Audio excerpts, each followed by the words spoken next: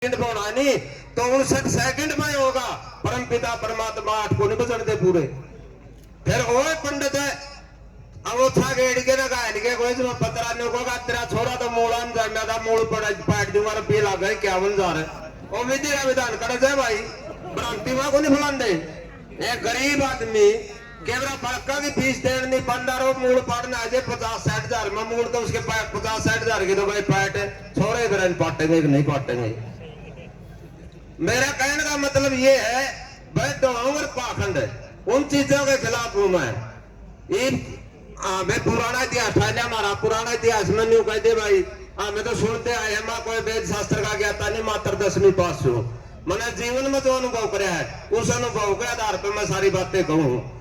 तो बोला एक टाइम ईसा आया था बोला देश में मुसलमाना ना राज करया वह के कर दे एक राजा तो ईसा आया सवा मन जने रोज तोड़ के ना वो करया करदा हिंदुआ ने मुसलमान बनाया करदा बस मैं कोई संकट मोचन दरबार देवी आएगी बाबा आएगा देवी आएगी बाबा आएगा। वह आज देवी बाबे एक आदमी का संकट काटना लग रही उधर हिंदू धर्म संकट में था। जो ये सनातन के कट्टरवादी है और जो हिंदू धर्म के जातिवाद के कट्टरवादी है उनमें से ये सवाल पूछना चाहूँ उधर हिंदू धर्म और सनातन धर्म पर अत्याचार हो रहे थे जनेऊ कट कट के मुसलमान बनाए जा रहे थे उधर देवी बाबे कर जा रहे थे भाई। मैंने तो ये सवाल करूं ये पहला करे थे। मेरा कहने का मतलब ये है मैं किसी का विरोध नहीं करता मैं जातिवाद के खिलाफ भी हूँ मैं ढोंग के खिलाफ भी हूँ मैं पाखंड के खिलाफ भी हूँ। भगवान ने परम पिता परमात्मा ने एक जाति बनाई है और वो जाति मानव और एक धर्म बनाया है वो धर्म है मानवता। मानवता से बड़ा कोई धर्म नहीं मानव से बड़ी कोई जाति नहीं सभी जातियां श्रेष्ठ है अपनी अपनी जगह पे। दूसरी वो बोले भाई शर्मा ना लिखा ब्राह्मण सहग नाश है मैं आज 4 पीढ़ी का रोज रोज वीडियो को नहीं बनाता ना रोज रोज बताता किसी ने सार्वजनिक करूँ मेरा जीवन सार्वजनिक रहा है। मैं एक ट्रांसपोर्ट छोटा सन 86 में गाड़ी रखने लग गया था 87 में 11,000 किलोमीटर लिया था। आज मेरा बेटा ट्रांसपोर्टर है 4 पीढ़ियां तो मैं कह कोई किसी का 1 रुपया खा रखा हो किसी का धोखा कर रखा हो किसी का बेईमाना कर रखा हो हम तो इन चीजा तो बचे। हाँ मेरे दादा और 2 भाई थे मेघराज मुंशीराम मेघराज। आज मैं बताना चाहूँ सार्वजनिक करना चाहूँ मेरे दादा मुंशी थे वो खेती बाड़ी संभाला करते घर संभाला करते। मेरा दादा मेघराज थे जिनने डाटा गौशाला की स्थापना करी थी। आज जाके देख लो सन 1902 का पत्थर लग रहा मेरे दादा का। मैं उस संस्कारी परिवार से हूँ। मेरे पिताजी नारायण शास्त्री टीचर थे उस टाइम में फॉर्चूनर को नहीं होया करती मेरे पिताजी अब एक साइकिल होया करता। किसी का समाज में दुख सुख हो गया किसी का रिश्तेदारी में दुख सुख हो गया किसी के ज्यादातर दवाई लेनी पड़ेगी मेरे पिताजी साइकिल बजाए के दवाई लिया करते साइकिल बजाए के दुख सुख में काम आ करते। मैं उस संस्कारी परिवार से हूँ और 4 पीढ़ी तो मैंने मेरी गिनाई दी। और जो कट्टरवादी है मैं ब्राह्मण हूँ मैं जाट हूँ मैं शूद्र हूँ मैं वैश्य हूँ मैं हिंदू हूँ मैं मुसलमान हूँ मैं इस तरह सार्वजनिक रूप से आपका एक जाति गिना के दिखाई दो। दूसरी बात मैं ये बात आज स्पष्ट इसलिए करूं मैं कंट्रोवर्सी नहीं फैलाना चाहता कोई नहीं कायदे में गुरुआना का सरपंच का कारण तर्क लोग हम जाति दंगे हुए धर्म के दंगे हुए। एक आवा है सनातन धर्म रक्षा मंच लिखे आवा है भाई गुरुआना का सरपंच का न्यू करो व्हाट्सएप डालो जब तक गुरुआना का सरपंच माफी नहीं मांगा 98-122-13-700 उसका नंबर मैं मेरे कहने लग रहा 98-122-13-700 मेरा नंबर है भाई। 5-7 एक तो आए नीचे लिखा हुआ है सनातन धर्म एकता मंच ताकि हमारी ब्राह्मण एकता और सनातनी एकता बनी रहे उसका नीचे ये शब्द लिखे होते उन ब्राह्मण एकता और सनातन एकता मैं पूछना चाहूँ और सा समाज इसमें ऐसा है जिस गांव में 10 घर एक जाति के उनके आपस में बनती हो भाई भाई बनती हो किसी के तो जमीन जायदाद के रोड़े हो रहे किसी के क्या के रोड़े हो रहे हैं और कड़िया कि मैं नहीं फंसता था मैंने तो जीवन में ऐसे केस देखे हैं। एक भाई का 5-4 बेटे हैं एक बाप का 5-7 महीने मार के पोते और जमीन पर कराए के किसान कार्ड आपके छोड़ भी भेजे आपका मकान भी बनाए जी और वो लोन भरना हो जिन्होंने कहते ना भाई तो बापू ने दिया था सारे भाइयों ने भरना पड़ेगा अरे तो उनकी एकता करवा लेना पहला तो चाइल पड़े ठेका ठा लिया तो सब बदर जाने की एकता कराने का कुछ नहीं ले रही है, एकता फेंकता करके कोई अपनी अपनी जातियां की एकता दिखा के कोई एमएलए बन गया, कोई एमपी बन गया, कोई लीडर बन गया। अगर अभी कहा गुराना वाला सरपंच ने तो आपका राजनीति करनी है। राजनीति की मेरी सुन लो बात भाई, मैं उस सत्संग से जुड़ा हूं जिस सत्संग में पहला ऐसा सत्संग देखा मैंने जिसमें राजनीति करना पाबंद है, बैन है पूर्ण रूप से राजनीति करना। मन्ना कोई राजनीति नहीं करनी भाई, मन्ना ना कोई समाज सुधार का ठेका ठाना। मैं तो नहीं कहूं भाई, समाज में अगर हमने जन्म लिया है, परमपिता परमात्मा ने हमने इस धरती पर जन्म दिया है, तो इतना काम जरूर करके जावा। बाण वाली पीढ़ी हमने गाय नहीं बका, हमने जाने भाई वो फलाना आदमी था भाई, बढ़िया आदमी था। आपका पासा किसी ने कौन देखा भाई, आड़े है सब कुछ, सरोग भी आड़े है, नरक भी आड़े है। मेरे रिश्तेदार अमेरिका में भी रहो, मेरे रिश्तेदार न्यूजीलैंड में भी रहो, मेरे रिश्तेदार इंग्लैंड में भी रहो हैं।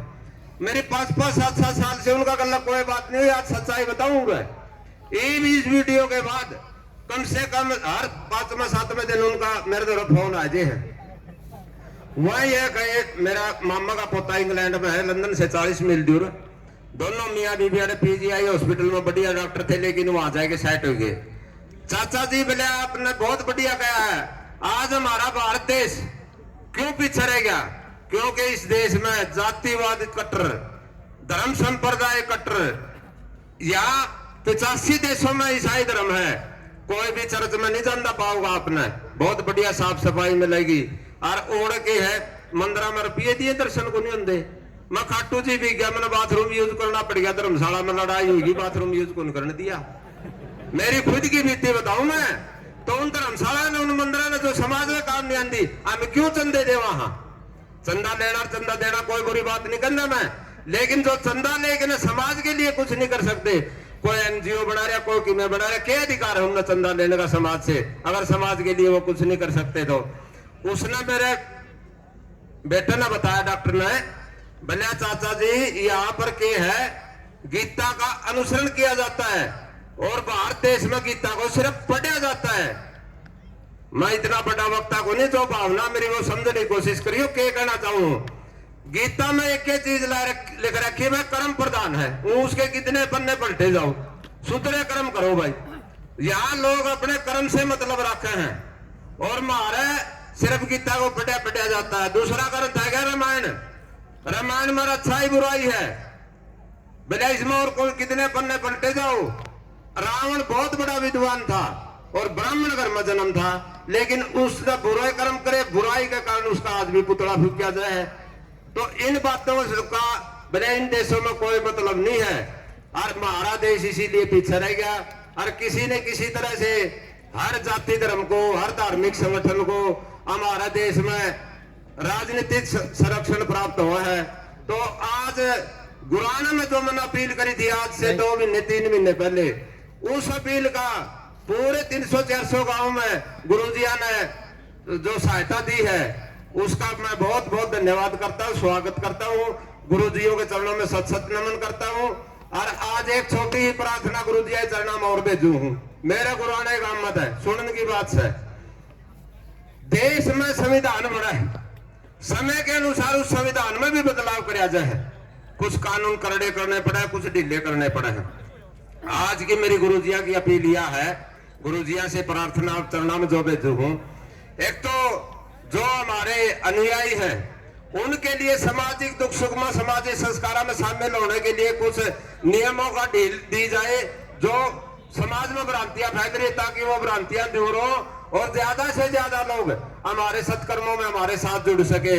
वो उन सच्चाई आश्रम के दायरे में रहते हुए, मैं ये नहीं कहता आश्रम के दायरे से बाहर जाओ। दूसरी बात, थोड़ा बहुत राजनीतिक है, मैं ये नहीं कहता मन्ना राजनीति करनी है, थोड़ा बहुत राजनीतिक संरक्षण भी आज के युग में तो होना जरूरी है।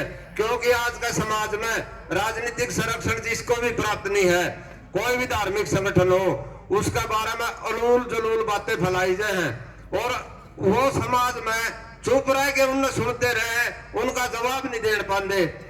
सुनी सुनाई बात है, आज से नहीं, युगों से चले आ रहा है। ढोंगी पाखंडियों को हमेशा से राजनीतिक संरक्षण प्राप्त है सरकारों वो किसी की सरकारों में कोई पार्टी पे नहीं कर रहा। रविदास जी के बारे में सुनी सुनाई बात है, रविदास जी को किसी राज दरबार में बहाना करके बुलाया गया था और कुछ ढोंगी पाखंडियों ने बड़े राज दरबार के अंदर रविदास जी की हत्या करी थी।